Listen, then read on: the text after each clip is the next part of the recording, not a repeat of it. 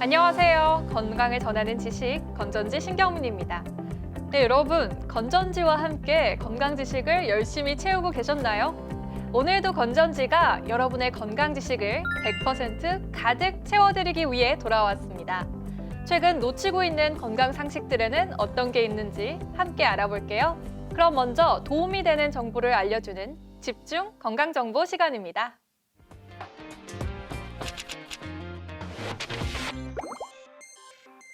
이번 집중 건강정보에서는 임플란트에 대해 알아보겠습니다. 치아의 기능을 손실했을 때 자연치와 유사한 사용을 원하는 경우 임플란트를 찾게 되는데요. 임플란트란 간단히 말해서 치아가 빠진 부위에 치아 뿌리와 동일한 형태의 인공치근을 심고 해당 부위에 인공치아를 결합하여 치아 기능을 대신하는 치료를 의미합니다. 만 65세 이상 어르신들을 대상으로 하는 임플란트 건강보험 제도로 임플란트 시술 본인 부담률이 30%로 인하되며 임플란트 시술을 찾으시는 분들이 늘어나고 있습니다. 하지만 구체적인 정보를 알지 못해서 제대로 된 혜택을 받지 못하는 경우가 있습니다. 1인당 평생 2개의 치아에 대해서만 건강보험 임플란트를 적용받을 수 있고 이때 부분 무치약 상태여야만 보험 적용이 가능하기 때문입니다. 모든 치아가 다 빠진 경우를 완전 무치약이라고 하고요. 일부가 빠져서 치아가 조금 남아있는 경우를 부분 무치약이라고 하는데요. 자기 치아가 하나라도 남아있어야 건강보험 임플란트를 적용받을 수 있으니 치료 전 꼼꼼한 확인이 필요합니다. 일반적인 임플란트 단계는 진단 및 치료 계획 설정, 고정체 식립, 최종 보철물 장착의 3단계로 구분하는데요.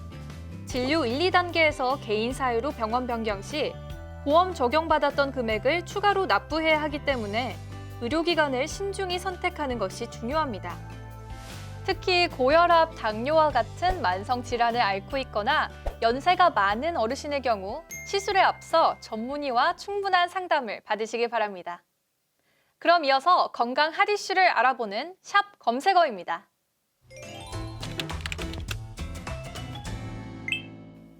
첫 번째 샵 검색어는 바로 물입니다. 물을 잘 마시는 게 건강에 좋다는 사실은 다들 알고 계셨죠? 그런데 물을 마시는 것이 몸의 어디에, 왜 중요한지도 혹시 아시나요? 대답 못 하시는 분들이 많으실 텐데요. 걱정하지 않으셔도 됩니다. 오늘 샵 검색어에서는 물의 효능에 대한 설명을 준비해봤습니다.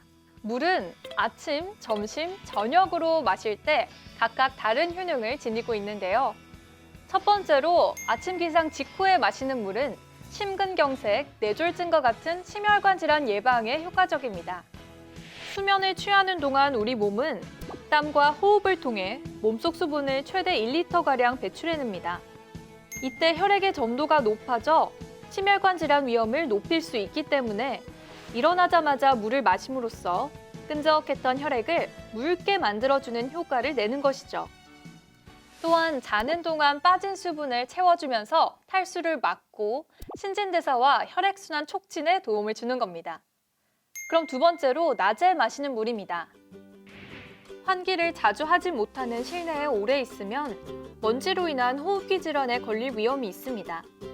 이때 물을 자주 마시는 것이 몸속 먼지를 씻어내줘서 폐렴이나 기관지염 등 호흡기 질환 예방에 도움이 돼줍니다. 또한 물이 점막을 촉촉하게 해주기 때문에 우리 몸에 바이러스가 들어와도 기침과 재채기를 통해 외부로 배출하는 것을 도와줍니다. 바이러스 감염을 예방해주는 효과가 있는 물 마시기는 요즘처럼 이 바이러스 질환이 유행하는 시기에 더욱 필수적입니다. 마지막으로 이 저녁, 자기 전에 물을 마시는 것은 당뇨 합병증을 예방해줄 수 있는데요. 당뇨병 환자는 수면을 취할 때 몸의 수분이 빠져나가게 되면서 혈액 내 당 수치가 올라가고 혈당이 제대로 조절되지 않아 합병증이 오기 쉽습니다. 따라서 잠들기 30분 전에 물을 마시면 몸에 수분이 보충되고 체액과 혈액이 균형을 맞추게 됩니다. 아침, 점심, 저녁으로 물의 효능을 살펴봤는데요. 물은 하루 평균 8잔에서 10잔을 마셔주는 것이 적당하다고 합니다.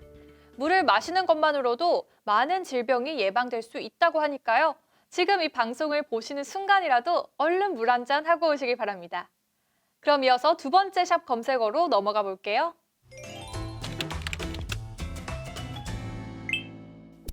다음 샵 검색어는 국민안심병원입니다. 최근 코로나19로 감염이 될까봐 아프거나 병원 진료가 필요한 경우에도 참고 지나치시는 경우가 많았을 텐데요. 병원에 갔다가 감염병에 옮을까봐 걱정이 되셨다면 이 정보에 집중해 주시길 바랍니다. 국민안심병원은 코로나19 감염에 대한 불안 없이 진료를 받을 수 있는 곳인데요. 병원 방문부터 입원까지 진료 전 과정에서 호흡기 환자와 비호흡기 환자를 분리해서 진료하는 병원입니다. 대규모 병원 내 감염은 폐렴 등 중증이 아니더라도 초기 호흡기 환자로 인해 발생할 수 있기 때문에 의료기관 내 모든 호흡기 질환자의 감염 경로를 분리, 차단하는 예방 조치입니다. 또 병원 내 감염 가능성을 차단하기 위해 방문객 통제와 철저한 의료진 방호 등 높은 수준의 병원 감염 예방 및 관리 활동을 실시하고 있습니다. 일부 국민안심병원에서는 코로나19 선별 진료소를 별도 마련하기도 하고 자동차 이동형 선별 진료소를 운영하고 있습니다. 환자와 의료진의 접촉을 최소화하고 있기 때문에 안심하시고 병원을 이용하셔도 되겠습니다. 국민안심병원은 코로나 바이러스 감염증 19 건강보험 심사평가원, 대한병원협회 홈페이지에서 확인하실 수 있습니다. 그럼 마지막 샵 검색어까지 함께 해볼게요.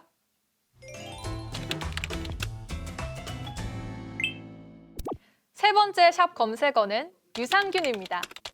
다양한 효능으로 인기가 많은 유산균. 무조건 많이 먹기만 하는 것이 좋은 걸까요? 장 건강과 면역력에 좋다는 유산균. 먹기 전에 꼭 알아야 할 내용이 있습니다. 대장에 살고 있는 균의 수는 약 1조 개. 면역력과 소화 기능을 높이려면 장 속 유익균과 유해균이 조화를 이뤄야 하는데요. 대표적인 장 속 유익균이 바로 프로바이오틱스라고 불리는 유산균입니다. 유익균이 많아야 장 운동이 활발해지고 유해균을 줄일 수 있습니다. 유산균은 병원균에 대한 방어, 면역 기능은 물론 신체 에너지와 지방 축적 조절 기능을 합니다.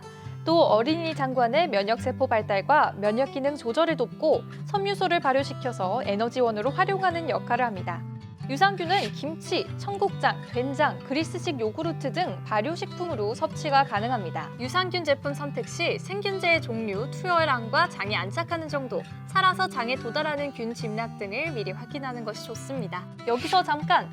미국, 유럽의 보고서들에 따르면 시판되는 유산균 제품 중 30에서 40%만 제품 표기와 같은 균종 및 균짐락을 보인다고 하니 주의가 필요합니다. 유산균이 아무리 좋다고 해도 남용할 경우 장내 환경을 부정적으로 변화시켜 오히려 역효과를 나타낼 수 있기 때문에 건강한 일반인이라면 제품보다는 발효식품으로 유산균을 섭취하는 게 좋습니다. 장 속 유산균의 효과를 높이려면 유산균의 성장과 활동을 돕는 프리바이오틱스가 필요한데요. 치커리, 마늘, 양파, 아스파라거스, 바나나 등 프리바이오틱스가 풍부한 음식을 함께 먹어주는 것이 좋습니다. 유소화 또는 특정 질환이 있는 경우 유산균 제품을 사용할 때는 의사의 처방을 따르는 것이 바람직합니다.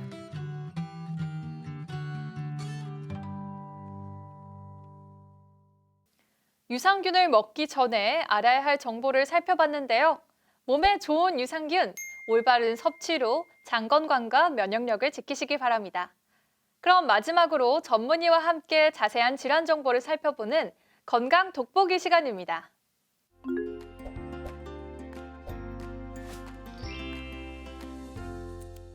네, 이번 건강 돋보기는 재활의학과 전문의 김상준 원장님과 함께합니다. 안녕하세요. 예, 안녕하세요. 서울준 재활의학과 김상준 대표 원장입니다. 네, 오늘은 퇴행성 슬관절염에 대해서 알아보겠습니다.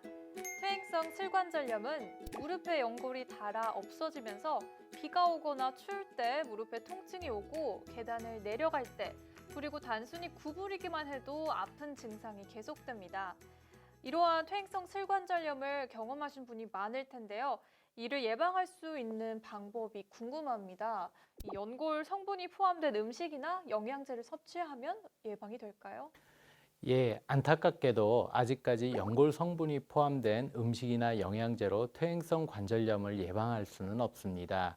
2020년 미국 퇴행성 관절염 학회 보고에 따르면은 연골 성분이 주성분인 글루코스아민이나 콘드로이틴 설페이트가 포함된 영양제나 음식이 퇴행성 관절염을 예방하지 못하는 것으로 되어 있습니다. 아, 그렇군요. 그러면 연골 주사는 혹시 효과가 있을까요? 예, 우리가 흔히 연골 주사라고 불리어지는 하이알루로닉 애시드를 주사를 맞게 되면은 그것이 이제 퇴행성 관절염을 예방하는 것으로 알고 있습니다. 하지만 이것은 잘못된 것입니다. 연골 주사는 그 퇴행성 관절염의 예방이라기보다는 급성기의 통증을 완화시키는 역할을 하고 있습니다. 2019년 연구 보고에 따르면 퇴행성 관절염을 예방하기 위해서 연골 주사를 주기적으로 놓았을 때 2년 뒤에 결과에 따르면 퇴행성 관절염을 예방하지 못하는 것으로 되어 있습니다. 다만 급성기 때 퇴행성 관절염으로 인하여 발생하는 통증을 약화시키는 것으로 알려져 있습니다. 아, 원장님, 그럼 이 연골 주사가 2년 뒤에는 지속이 안 된다고 하셨잖아요. 그럼 예방을 할 수 있는 다른 주사 치료제가 있을까요? 예, 현재 폴리뉴클레오타이드나 폴리데옥시리보뉴클레오타이드라고 해서 현재 개발을 해서 임상에 사용하고 있는 것이 있습니다. 근데 아쉽게도 아직까지는 효과가 미지수이고 현재 계속 연구 중에 있습니다. 아직까지 명확하게 퇴행성 관절염을 예방할 수 있는 주사 치료제는 없습니다. 아, 원장님, 그러면 우리 건전지 시청자분들을 위해서 조금 더 확실한 예방 방법을 알려주실 수 있을까요? 예. 현재까지 과학적으로 확실하게 퇴행성 관절염을 예방할 수 있는 방법은 세 가지가 있습니다. 첫 번째는 퇴행성 관절염이 일어나지 않기 위해서 무릎 관절이 손상을 피하는 것입니다.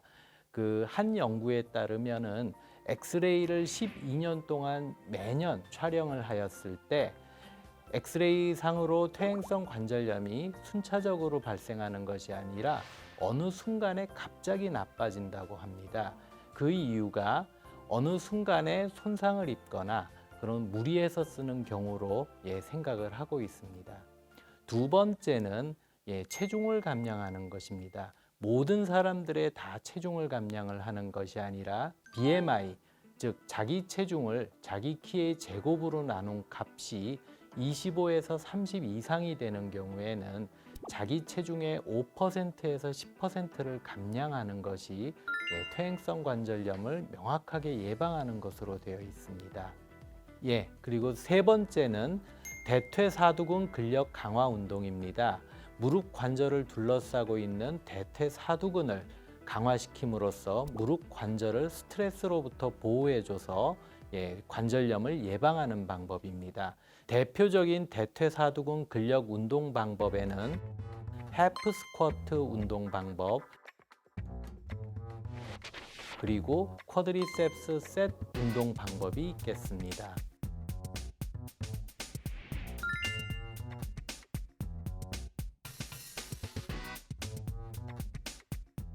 네, 방금 원장님께서 추천해주신 운동법을 살짝 엿보고 왔는데요. 이 퇴행성 슬관절염으로 인해 무릎 통증이 있을 때는 진통소염제를 꼭 먹어야 할까요? 진통소염제가 통증만 줄이는 것인데 먹는 것에 또 다른 특별한 의미가 있을까 이런 생각이 들거든요. 외래를 보다 보면은 많은 환자분들이 그런 질문을 합니다. 진통소염제 먹으면 통증만 줄이는 거지 치료가 아니지 않냐, 이런 얘기들을 많이 합니다. 네. 근데 퇴행성 관절염에는 염증기라는 게 있습니다. 즉 관절이 퇴행성으로 진행하면서 어느 순간순간 염증이 심하게 일어나면서 통증을 일으킵니다. 이러한 염증기 때는 일정 기간 약을 복용해서 그러한 염증들을 줄여주는 것이 통증 감소와 운동 회복, 기능 회복에도 많은 도움이 됩니다. 따라서 통증이 심할 때는 일정 기간 진통소염제를 복용하는 것이 필요합니다. 지금까지 쉽게 들을 수 없는 알짜배기 정보를 전해드렸는데요. 앞으로도 건전지와 함께 필요한 건강 정보들을 채우시고 하루하루 더 건강해지시길 바랄게요. 또 만나요. 안녕.